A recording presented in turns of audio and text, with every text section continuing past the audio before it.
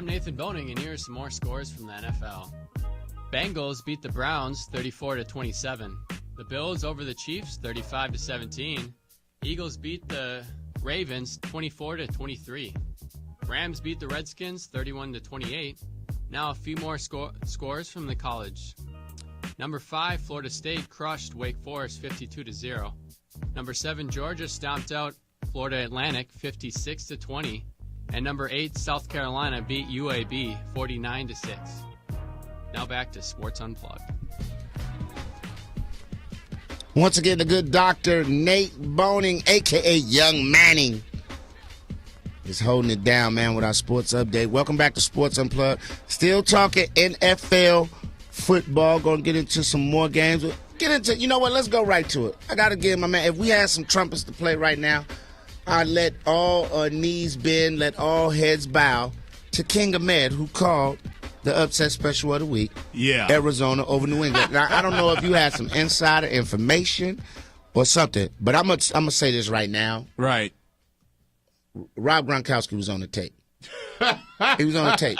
I've never seen a New England team late in the game have so many mental mistakes like they did in that game. Ron Gronkowski, he had the false start penalty, and then I think he had another penalty. It was 2 penalties in a row that cost him, and it was all on Rob's watch. And then Gronkowski, who's usually money, clanked it. Yeah. So, I mean, you know, point shaving, man. Point shaving. I'm sorry. Hey, man, if you watch back last week of when I made my picks, I said I have no faith in this pick whatsoever. Right.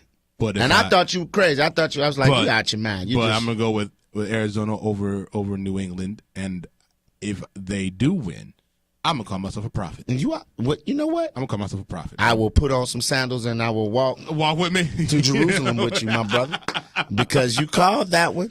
And Tom Brady had 316 yards, a TD, and an interception, but Gronk. I don't know, man. I mean, that was a weird game. When I was listening to some of the analysts talk about the game, they were talking about how the Patriots kind of took the foot off the accelerator. They had an opportunity to go ahead and win the game by going further, but, you know, Tom Brady slid to the right and just took a knee basically to set themselves up for a game-winning kick when they probably could have gone for a touchdown or gotten them close. And that's in the fourth quarter, right? Mm-hmm. But let's be honest. They had only scored 9 points up till then. See, that's my 3-3-3. Look, you know what else Arizona's defense came to play. You know what else I took from that game? Patrick Patterson is a beast. A beast. That dude right there. I knew he was good. I'm not, of course he was good. He was number 5? He was the top 5 pick last year. But, I mean, just the way he handles these wide receivers, he's a problem, man. He's one of them cornerbacks that, everyone talk about him moving to safety. Hey, this dude right here, he's not Nnamdi. No. At all. He's good. No. And very physical with receivers and can cover. And strong and fast. Jeez, and man. He's from that mold that if he catches the ball, he can go back the other way. SEC. LSU. SEC. That's all I got to say. SEC, man. That's what they do. They that just was produce. A great one. And speaking of upset specials, Cam had his, right? Shout out to Cameron Smith. Yeah. He called Seattle over Dallas 27-7. Even though Romo threw for 251 yards, Marshawn Lynch was a beast. 26 carries, 122 yards, 1 TD. He puts the Seahawks over the Cowboys. What does it say for the Cowboys in the NFC East? Well, look, are you not surprised? No, I'm not surprised. I mean, this is what they do. They give you highs one day, and then the next week they come up. They come out and play the greatest game ever against the Giants. Yeah, they're talking about the best game that Tony Romo's ever played in his life. Right. Here's my thing, and this is something that if you kind of watch the whole NFL this week, it's something that we always, because we're so excited about week 1. And week 2 usually brings us back down to earth a little bit. Back to life, back to reality. But the thing is, how you want it? I'm sorry. It gets you going, don't it? You just start thinking about belly. when they walked into the club and shot it up. Steady, are you ready? What's going on? I'm going to go home and watch Belly right now tonight. One of the worst movies ever, but I can't stop watching it. It's a classic. Terrible. Classic. Go on, test me. You go on, test the champion. He kills like 26 Jamaican bad man, you know. And then a chick in high heels jumps from 20 feet in the air, lands on his neck, and slits his throat. Yeah, so. And then walks out with 6-inch heels on. Get the out of here. So my thing is, a reporter once said on like ESPN, like the reporters, he said, let the season breathe. Yeah. And I'm just like, it makes sense. Week 3, week 4. Now we can start talking. Then you see trends. You start seeing trends. But, you know, the thing that we did take, Tony Romo looked great this week. Didn't look so great. Seattle, I like what they did. Mm-hmm. Russell Wilson managed the game very well. No, he did. 15 of 20, 151 yards, 1 TD. That's what they didn't do last week. They tried. They had him throwing 30 times last week. And he's not ready the ball. For that You have the beast. The back. beast. Hand him off the ball. One of the greatest runs ever in NFL history. Exactly, in the playoffs against the Saints. Yo, give him the ball. Feed him. Yes. Feed him. Give him the ball. Yes. Russell Wilson, every once in a while, do his thing until he gets really comfortable. Because he's not there yet. He's good. And once he gets comfortable, he's going to be okay guy. I think he's going to be good. I think he's going to be really good. I really like Russell Wilson. But like they said, you can't get – so we get hyped up because we're just so ready for football that when we see these things, it's like – oh, my God, the Bears. They're going to go undefeated and go to the Super Bowl. Oh, my God. Vic sucks. His arm's going to fall off. He's going to die. Even though Vic looked kind of the same in week 2. But the Ravens, everyone, the Ravens are finally a team that has an offense and a defense. And then you saw what happened. Exactly. So we need to just take our time, take a step back, think about it. Yeah. And move on. Let's go to the Cam Newton, though. Well, can I get a little love, man? I did pick, even though this wasn't much of a stretch, but I did pick Indianapolis over Minnesota. Yeah, sure, okay. Okay. Congrats. Appreciate it. No problem. Right. That's what we do. I know. Let's go to Cam Newton and company over New Orleans. Is New Orleans in trouble? Should we start ringing the alarm? Because I think the NFC South, I think Tampa Bay and Carolina are two similar teams that they're going to close the gap on New Orleans this year.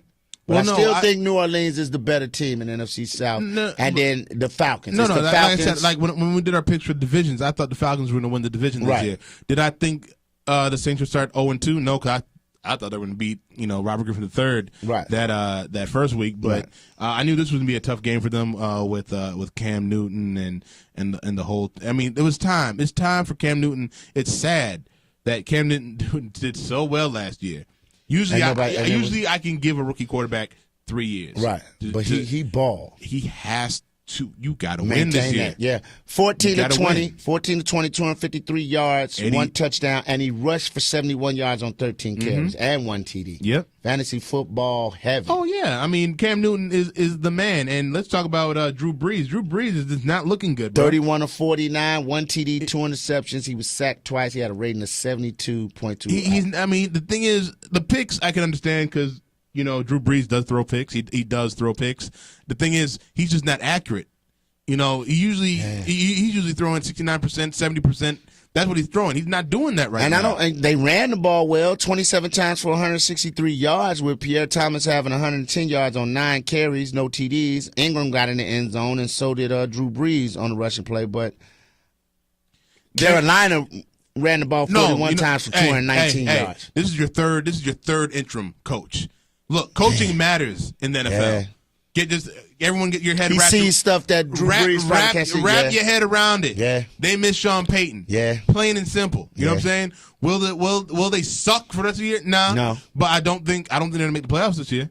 They're 0-2. You know they're what? 0-2 and depending. They're 0-2, but in a division. They're 0-2 within a division, though. I want to see what Atlanta does this week. And I still think the only team they have to worry about is Atlanta. I think Carolina and Tampa Bay are slowly closing that gap. And New Orleans is going to be in transition in a minute because all these teams are young. Tampa Bay's young. Carolina's young. Hey, man. I don't think they're going to suck, but don't be surprised if the Saints are the last place team in this division. And see now, and this is where I'm going to play the other side. The reason why I say that is because Tampa Bay, Carolina, and this is not me just jumping. I'm saying don't be surprised. They got young leaders. Yeah. They have young leaders, and they're playing well. And I just think that it's possible that they all could have decent records. Now 8-8, 9 and 9-7. I'm going to defend. Be last. I'm going to defend the old heads on this one because you just jumped on the young side of the coin, which I get that. And they are young. Tampa Bay is young, up and coming. Nice young defense swarming. Young stud at quarterback Josh Freeman to lead that offense. Then you go to Cam Newton. You know, he's a young guy leading that young offense and defense. Ryan, Atlanta. Man, the weapons, they might have the best receiving duo in the NFL. Yes. They might have the best receiving duo in the NFL. They probably do. With the Giants, when they're on, Victor Cruz and we're coming to talk about them right now. And Hakeem Nicks, I think they might be the second best. But Drew Brees and these guys, they do probably miss their coach, but they have that veteran mix. Now they're probably the oldest team in that division, probably, right? Yeah. But I just feel late in the season when young teams start to feel the pressure.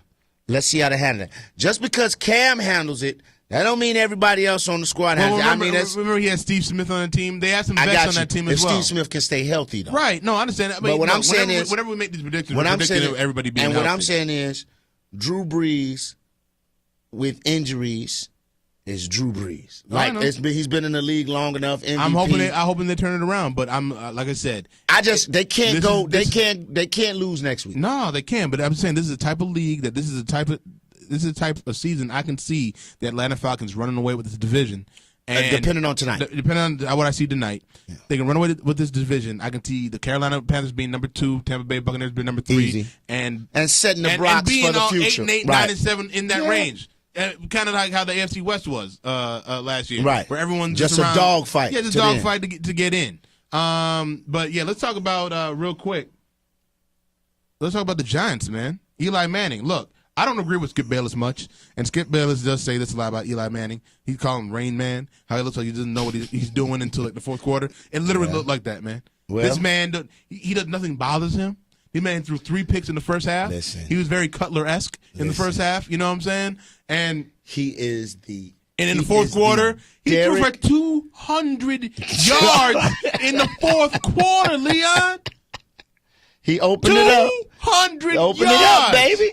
He opened it Victor up. Cruz had 170 yards receiving. Hakeem Nicks got 100, damn near 200 yards receiving. Open it up. This was in the fourth quarter. Hakeem Nicks finished 10 receptions, 199 yards, a TD. Victor Cruz, 11 receptions, 179 yards. Man, how mad are you fantasy owners that get a bonus for 200 yards receiving that he didn't get that extra yard? My thing is this, and this is what I mean, and it goes back to my Saints argument.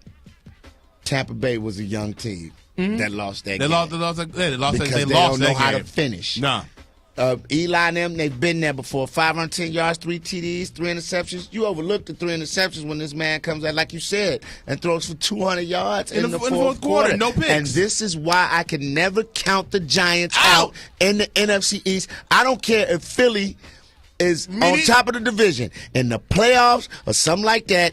Gomer Pyle turns it on. Forrest Gump turns it on. I tell people, I'm like, look, I'm going. That's why I'm picking the Giants to win the division this year. I don't care what nobody says. I didn't even care about that first game. I was like, Sling Blade turns it on.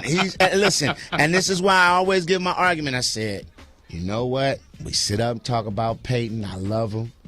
His brother's got 2 rings. And the Giants, there are direct plays that he can say, I won the Super Bowl. That was me. That was me. That was me. And I get it.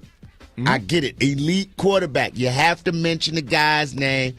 Like I said, like you're right, Skip. He's Gomer Pyle. 3 quarters. He's the water boy. Right.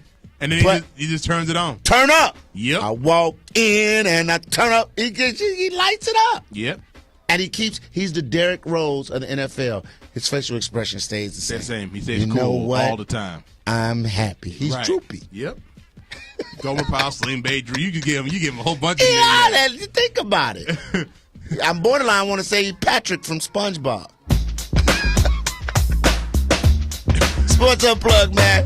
Brought to you by Wingstop. Hey, back to life. Here we go. Soul to soul. Let's go, man. Little throwback. I see you, big man.